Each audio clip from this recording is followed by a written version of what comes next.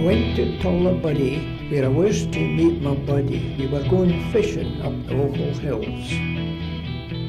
We took the bus to Menstrie, where we had fishing gear aplenty and nice new rods to practice casting skills.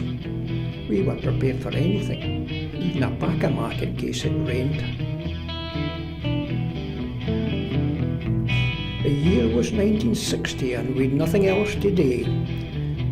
Apprentice draftsmen and on strike to get more pay. We both worked in the Harlands making pumps and motors too. The union told us, "You're on strike," we hadn't got a say. So it's like that then, because that was the good old days. We're fishing for an hour and we hadn't caught a thing. So we sat down by the burn, had a sandwich from the tin. Along came 4 wee laddies who were fishing quite the thing, with a stick and a safety pin on the end of a bit of string.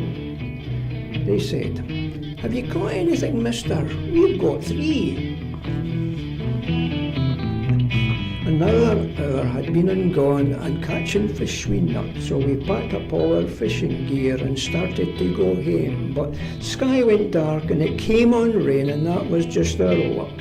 And on top of that I went and dropped my reel and it landed in the muck.